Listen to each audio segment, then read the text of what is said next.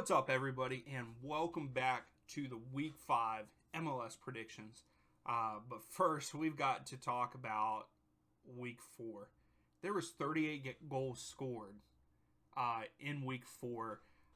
I can't believe how many goals were scored this week.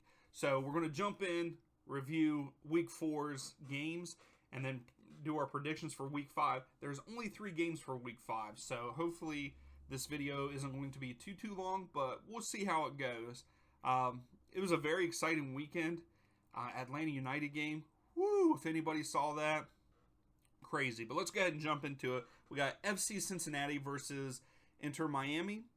I predicted that this game was going to be a 1-0 win for FC Cincinnati. It actually ended up being a 3-1 win for them, with a goal in the 18th minute for Matarrita, and then a goal for Brandon Vasquez, a nice header. Then Yedlin draws a penalty kick for Inter Miami, and of course Higuain's not going to miss the PK. He puts it in the back of the net. So at this point in time, it is 2-1. Then Vasquez takes a nice touch in the penalty box, and then Acosta misses the penalty kick. So it's still stayed at 2-1, but then Vasquez comes in the 82nd minute with another header to extend that lead to 3-1. And Brandon Vasquez is on fire. And kudos to him. I'm glad he's doing well. I also have to give him respect because he used to play for Atlanta. Kind of crazy to see where he's at now and where he was with Atlanta. I'm glad he's doing well. He was directly connected to all 3 of these goals for FC Cincinnati, and he's backing off of he's coming off of a hat trick last week, week 3. So that is that game. So FC Cincinnati on a 2-game win streak, and Inter Miami. Is Neville going to get fired? I mean, at this point in time, I feel like he should. I don't think he's getting it done there in Miami for them. So we'll see how it goes. But moving on, we have New York City FC versus the Philadelphia Union. I thought that NYCFC would win this game 2-1. They actually lose it, and the Union win 2-0 with a goal by Bedoya and Gazdag. But the Union are very lucky that Elliott didn't get that red card, that he got it first, and VAR came back and pulled it away. It was very unlucky in the first. He did, give the guy a little push in the back, but he was kind of already falling, and it was a mess. But I think the Union are very lucky that it wasn't more than that. So Philadelphia Union 2-0 over NYCFC. Now we move on to Toronto and DC United. I thought that Toronto would win this game 3-1. Actually, they ended up winning 2-1 with goals in the 24th and 53rd minute. And then DC United got theirs early in the 10th minute and couldn't get it back on track. I will have to say Aserio's goal was a pretty nice goal in the 53rd minute. So with that being said, we move on to LA Galaxy versus Orlando City. I really thought that the Galaxy would win this at home 2-0 because of how bad Orlando has been. But boy, was I wrong. And what sucks for even the fans there, the goal comes in the 9th minute by Torres, and that was it. That was the end of the game. The 9th minute goal, nothing else. I watched the highlights, but I can't really remember what all happened. I don't feel like very much happened, or I would have remembered it or taken more notes on it. But I have no notes for it, so even the highlights were pretty boring. I could be wrong. If someone else watched that game, is a fan of either of those teams, please let me know in the comments below. So, and then we move on to, speaking of a crazy game, as an Atlanta fan, I thought I was going to have a heart attack. If any of you follow me on Twitter, which my link is below for that, and Instagram, I was not happy with how Atlanta was performing pretty much the whole game. So I predicted this game to be a 3-0 win for Atlanta, but it actually ended up being a 3-3 draw, and that was very lucky of Atlanta. So the game starts. Joseph Martinez is given a gift right in the 6th minute. He puts in the goal, breakaway pretty much. Then everything changes. Terrible defense for the first goal. We had a free kick, and we did not defend well afterwards. I mean, they had a breakaway. They had the goal scorer had Guzan ice skating back there. And then after that, so they scored all their goals in like a 15 to 20 minute span to go up 3-1. So you had Cohen score, and then Kyoto scored the PK. I think that third goal, it was a weak PK to give, but it is what it is. I do feel like refs need to be more consistent on giving penalties, especially penalties in the MLS, because we had a red card for Elliott taken away, which his was accidental, and this Miles Robinson, barely pushed the guy. I mean, it was in the heat of the moment, and it wasn't even that big of a push or anything, and they were both like shoulder to shoulder. Whatever, it is what it is. So then we move on to the second half. Very slow. I really thought that Atlanta just gave up. 64th minute comes along. Dom Dwyer gets subbed on with a couple other people, or maybe just Almada comes in with him. Not even 3 minutes later, Dom Dwyer is so dumb. He goes for a ball that he has no chance of getting, no chance at all, and misses and scrapes the guy on the knee. Straight red. And he deserved it. He deserved the straight red. So at this point in time, it's 3-1 Montreal, and Atlanta's down a man. 3-1, down a man. Next thing you know, 85th minute comes along. Almada gets it on the outside of the box, and it just smashes this banger for his first goal in the MLS. It was very nice. If you have not watched the highlights for this game, definitely just watch the highlights. Don't watch the whole game. It was an awful game. Other than those spans of like their 3 goals and then our 2 goals at the very end. So we get the Almada gets the banger, which lifts us. And then in the 92nd minute, Lennon, we have a free kick, and Lennon steps up. And I thought it was too far out. And man, he just puts it in goal. Let's freaking go. Ends up being 3-3. Atlanta was even down a man. I was very proud of them to, pull out the draw, but we played against a team that we should have beat over the weekend. So yeah, I'll move on because I keep talking about Atlanta, but that's because I'm an Atlanta fan. So moving on, so that was a 3-3 draw. So next up we have Chicago Fire versus Sporting KC. I thought that Chicago Fire was going to win this game 1-0. It actually ended up being a 3-1 win for Chicago Fire. Shabilko had his first goal in the 30th minute. Was nice, right through the 5-hole of the goalie, And then Shaqiri got a PK. He converted a PK kick in the 50th minute.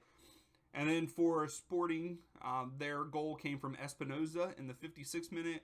And then Shabilko with a very nice little easy goal in the 82nd minute to seal the deal for a 3-1 victory for Chicago. So with that being said, we move on to Charlotte against New England. I thought that Charlotte would win this game to get, their second, to make it their second win, or maybe their first, actually. I'll have to look at the standings.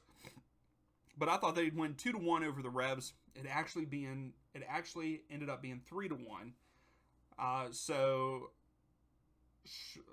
Swiderski, with the first goal of the game in the 6th minute outside the box, it was pretty nice. Then I don't know what happened with the Charlotte's goalkeeper and why he came out the way he did with his feet to get the ball. He should have came with his hands. He came with his feet, kicked the player, gave up the penalty, and then Gill, of course, for New England is going to convert that penalty, and he does in the 54th minute. But then we move on, and not even 3 minutes later, Swiderski puts it in the back of the net to make it 2-1. And then our good old friend Ben Bender, number 1 overall in the Super Draft, gets his first goal, his first professional goal. I'm very excited for him. Not a Charlotte fan, but that's exciting, especially coming out of college, because I think he went to Maryland, so that's very close to where I am. And so it's very cool to see. So kudos to him. He gets his first goal in the 64th minute to spread that lead out to a 3-1 victory for Charlotte to get them going. So Bender is actually playing very well. I think he also played very well against.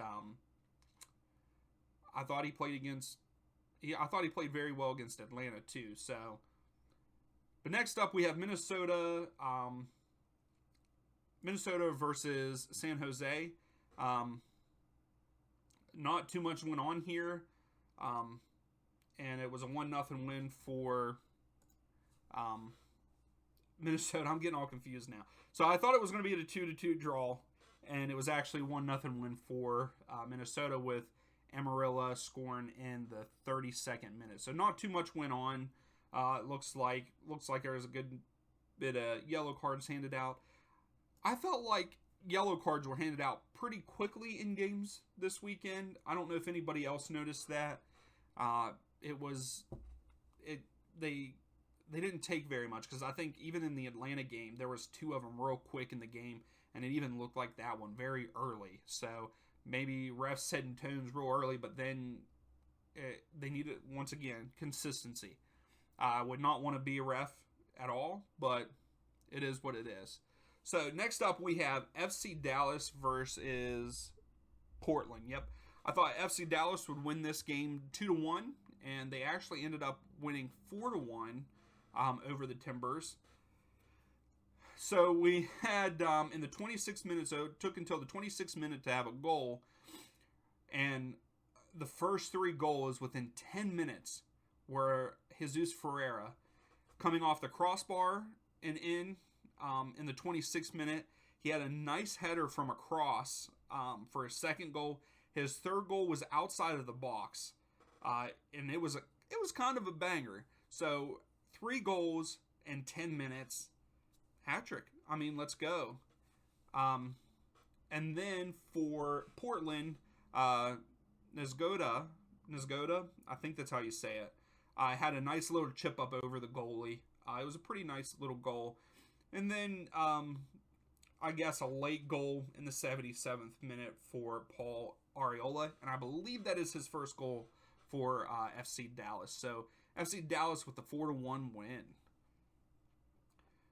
And that brings us to the other Texas team, Houston versus Colorado. I thought this game was going to be a 1-1 draw. And it was, for our second perfect game of the year, which took me 4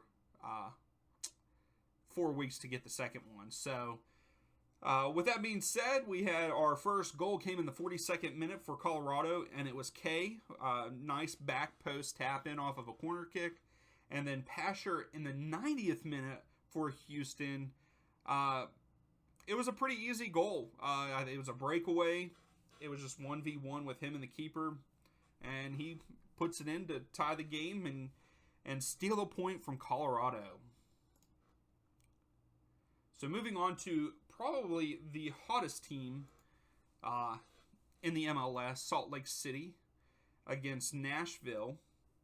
I'll wait and talk about this game at the end here. So I thought that Nashville was going to win 3-2 over Real Salt Lake, but boy, did Real Salt Lake prove me wrong, and they won the game 2-1.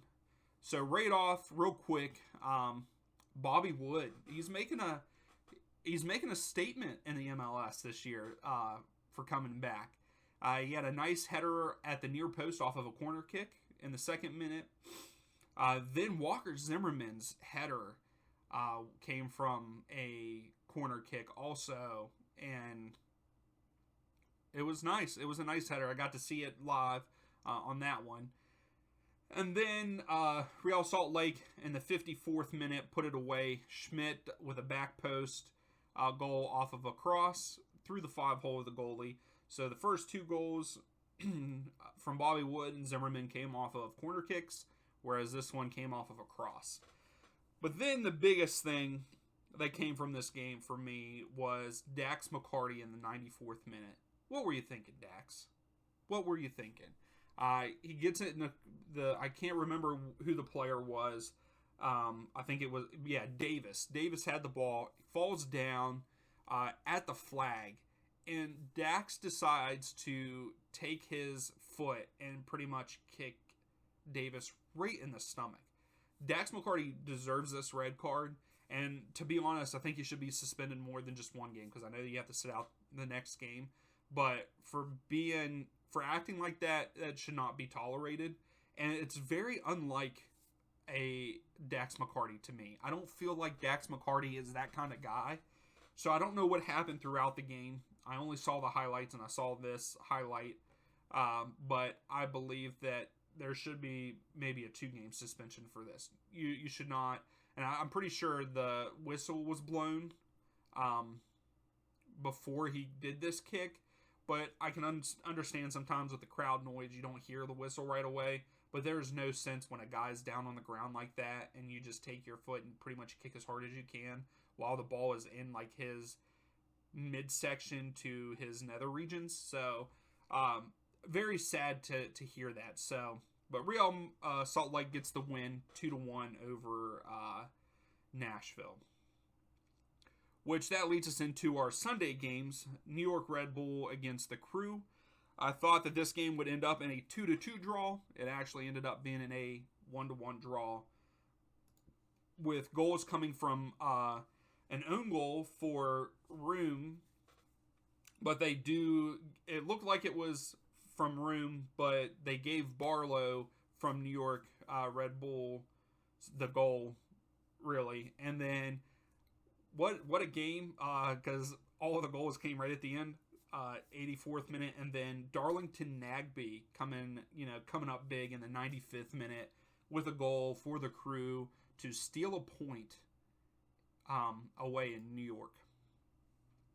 So that leads us into Austin versus Seattle.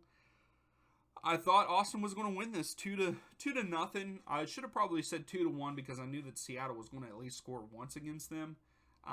But it actually ended up being a 1-1 draw.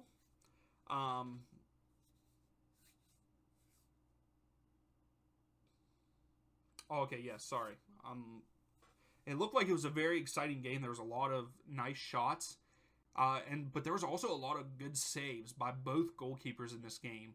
But the first goal came in the 43rd minute against Bruin, not Bruno. Bruin. It was a near post goal. The goalie should have saved it for Austin. I mean, he was right there. There was also a defender right there on Bruin. Yeah, it was very poor. That was the poorest thing for that goalie, because he came up with some big goals and big saves. And so did Seattle's goalkeeper. So it was a very good back and forth game from what the highlights showed. But then in the 70th minute, Fagundes tries to shoot, like spinning to his left, and then spins to his right and scores a goal. So it was on a spinning shot. So, and that drew the game 1-1, but like I said, even after that 70th minute, there was still some really good shots and really good saves. So 1-1 draw there in Austin, which leads us into our last game, LAFC versus Vancouver. So it started off with Blackman in the 12th minute. He cleaned it up off of hitting the post. One of his other players, I can't remember who it was, hits it off the post and he cleans it up. Nice. And then you have Hollingshed with a nice header. He was flat-footed off of a corner kick and had a guy on him and just back of the net. Then 38th minute, Vela rebounds his own shot and scores to make it a 2-1 game. And then Hollingshed with a banger right outside the box in the 70th minute to pretty much put the game away at that point. LAFC with the win, 3-1. And I thought it was going to be a 1-0 win. So with that being said, here's the current standing. So for the East, we have the Union, Columbus, Chicago, Red Bulls, Orlando, Atlanta, and DC in the top 7. So if the playoffs would have started today, that's the 7 teams for the East. For the West, we have LAFC, Salt Lake City. No, not Salt Lake City. Real Salt Lake. Minnesota, Austin, Dallas, Colorado, and the Galaxy. Which, pretty crazy to see some of these other teams. Like, you have Portland down here, Sounders, Nashville, all below that line. And then even in the East, I mean, right now, New York City FC, y'all won the championship last year. Why are you down here? So that's the standings so far. So let's move on to our stats and stuff. We've picked 56 games. I've gotten 24 of them correct. We got 2 perfect games now. Let's go. And then, of course, we got to pick our team of the week and player of the week. It has to go to, for the team of the week, FC Dallas, winning 4-1. And, of course, we also have to take, for the player of the week, Jesus Ferreira, 3 goals in 10 minutes. That's pretty good. So that is our team of the week and player of the week, which leads us into our week 5 predictions.